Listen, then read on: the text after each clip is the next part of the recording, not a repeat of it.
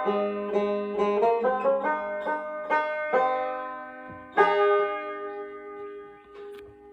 right, now I'm going to give you some dates. The dates of the Civil War were April 12, 1861 to April 9, 1865. And the reason I want you to kind of keep this in mind is because I'm going to be throwing out months and dates, and I want you to know about where we are in the war. Are we at the beginning of the war? Are we in the middle of the war? Or are we getting close to the end of the war? Now, April to April ought to be easy enough to remember, and then 61 to 65. Now, the first date I want you to remember is September 1861, which is like 5 months after the war begins. All right, 5 months after the war begins, Tom goes up to Baltimore, Fort McHenry, and enlists in the Union Army. And he's put in a cavalry unit called Purnell's Legions. And if you kind of forgot what cavalry means, it means soldiers on horseback. Okay, next. Now, because he was a graduate of St. John's College in Annapolis and proved that he had some sense, he was given the rank of captain. And he was put in charge of Company B of Purnell's Legion's cavalry unit. And it was his job to take raw recruits and train them and discipline them in the art of being a fighting cavalryman. Now, his hard work does not go unnoticed. Next. Governor Bradford, Maryland Governor Bradford, who knows the Watkins family, decides he wants to take Tom and have his Company B detached from the Purnell's Legions and bring Tom into Annapolis and kind of serve as his own private little army. And his main job was to help keep the peace in Annapolis, so he put him in the office of the Provost Marshal, which is basically military police. Now, Annapolis at the beginning of the war was a chaotic mess, and that's why he wanted to bring in some extra help. And the reason why Annapolis was in a chaotic mess is because 2 weeks after the war began, Abraham Lincoln sent in Union troops into Annapolis. They put the town under military occupation, and they put the state under martial law. And they did this to prevent the Maryland legislators from voting to secede into the Confederacy. So he brought these soldiers in. Now, when you got all these thousands of soldiers, you got a Union hospital at the Naval Academy, you have a Union parole camp in Annapolis, basically in a town that's Southern sympathizer. So you know there's going to be next a lot of unrest. So there was a lot of fighting, and at the beginning of the war, it was a mess. So he had his job cut out for him. Okay, so that's one job he had, just, keep the peace as much as he could with his men. Now in 1862, he got another assignment, and that was basically the Union raid. Now, at the beginning of the war, Abraham Lincoln, as soon as the war broke out, or as soon as they bombed Fort Sumter, within a couple days, Lincoln put out a call for 75,000 volunteer troops to put down the rebel rebellion. Every state in the Union, which Maryland was part of, every state was supposed to give so many volunteers to help put down the rebels. Maryland, being on the verge of secession, didn't make their quota. So Maryland had to run a Union raid. Okay, next. And part of Tom's job was he had to go around and make an enrollment of all the men between the ages of 18 and 45. And enrollment was just a list of all the men at that age bracket. And these men would be used for the draft. All right, next. And once he got all these names, they would throw them in this big draft drum, they'd spin it around a couple times, and then they would pull out. You need 400 men, they'd pull out 400 names. Now, not everybody who went in necessarily was going to be pulled out, but nobody knew. It was just a lottery, like they do. Okay, so now if you were drafted, and your name was called from the drum, if you were drafted, you basically had 5 options. One was to join the dreaded Union Army, which no self-respecting Southern sympathizer was about to do. Secondly, you could take off and go to Canada or go out west in the uncharted territories in the west. The third thing next, you could actually buy a substitute. And this was a perfectly legal thing to do. Most of the time it's sold for $300. You can buy your way out for $300 and they put somebody in your place. Now this is an ad in the Baltimore Sun. This must have been a special on that day because this is only $200. But anyway, for $200 to $300, you could buy your way out. But still, $200 to $300 was a lot of money back in those days. I mean, that was like a year's income. So not everybody really could do this, except for some of the wealthier families. Another thing you could do is you could try to get a sympathetic doctor, some sympathizing doctor, to give you a medical exemption, say something's wrong with you, and get out that way. And the last thing you could do, you could go south, which I refer to as going south.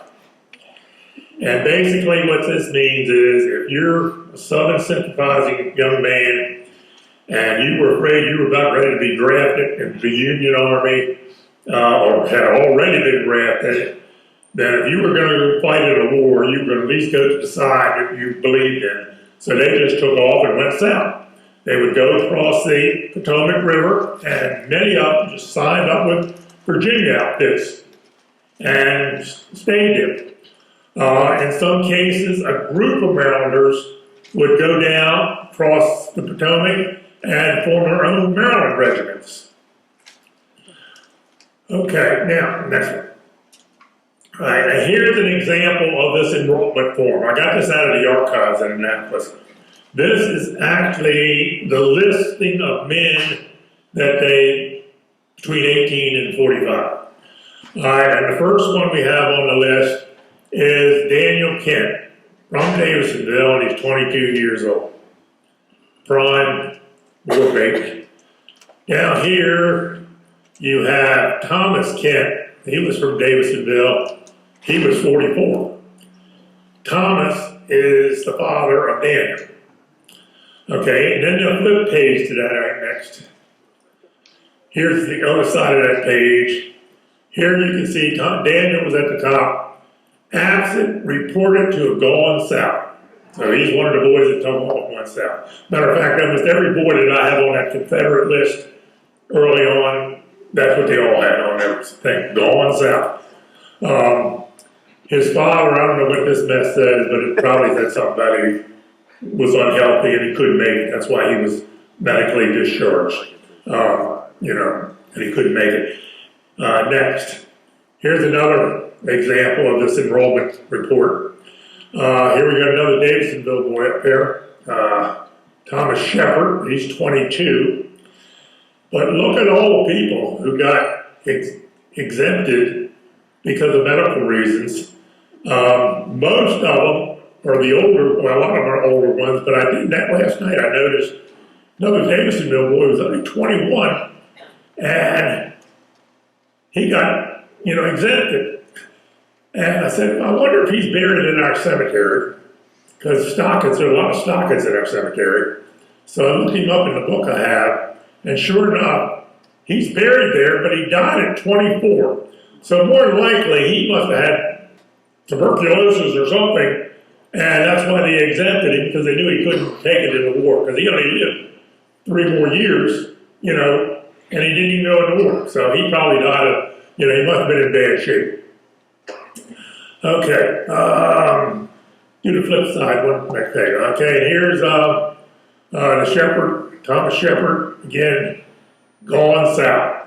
So he went south. It's actually a kind of a well-known thing among people when you see gone south, because there's so many, Southerners who took off and went south. And again, a lot of those were just exempt because of medical care. Okay, now let's move on. Not quite yet. Well, you leave it up there. We're talking about 1863 now. We're kind of getting in the middle of the war. Tom's still a provost marshal. And besides keeping the peace and, whenever there's problems, besides working in the enrollment of the draft, one of his jobs was that he could arrest anybody who was disloyal to the Union Army. Disloyal to the Union. And if you didn't take an oath of allegiance, you could be arrested. Because Maryland is a Union state and you're not supposed to be favoring the Confederacy. All right, now here is an ad from the Baltimore Sun, and it talks about arrest of prominent citizens of Anne Arundel County by the military authorities. Number of prominent citizens were arrested yesterday. Charges against them was disloyalty and refusing to sign the oath. And they put them in jail. I can't read all this, so I wrote some of that. Here's some of the people down here that I can read it easier. Some of the ones that are arrested, and this happened all the time, was the ex-Governor Pratt, clerk of Anne Arundel Circuit Court, State's Attorney General from Anne Arundel County, former state senators, and members of the grand jury of Anne Arundel County. I mean, these are the people that they were arrested. Plus, many of the legislators were arrested because they were the ones who wanted to vote for Maryland to secede in the first place. So they were just, that's one reason why Lincoln sent these people in, these Union soldiers in, to make sure they didn't vote to secede. Maryland couldn't leave the Union because if you look on the map, Maryland is sitting right between D.C. is sitting right in between Maryland on the top, D.C. and Virginia underneath. So D.C. would have been completely surrounded by Confederate states. So Maryland, they made sure Maryland didn't go out. Okay, what else we got? Down in the back. Okay, now I'm going to give you an example of Tom Watkins was involved with all of this. He could arrest anybody who was disloyal to the Union, and he could have them arrested. But I'm going to tell you one incident that happened right here in Davisonville with Tom, arresting a disloyal person. And it happened right here. Now, where is right here? Right over there, 200 yards away. This is the All Hallows Episcopal Parsonage. So we're just across a couple houses. All right, and the way the story goes, next. Daniel Kent, who was one of the boys on the 20 list, and who also we just met in the enrollment form. Daniel Kent had joined a cavalry outfit in Virginia. He had gone south. And one day, and this is again in about 1863, he had come home to visit his sick mother. And while he was home, he decided to go on over to the parsonage and visit the pastor, which was real nice of him. And while he's there visiting, Tom Watkins, through an informant, finds out he's in there.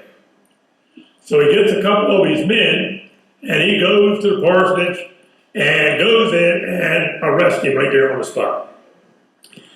They take him next.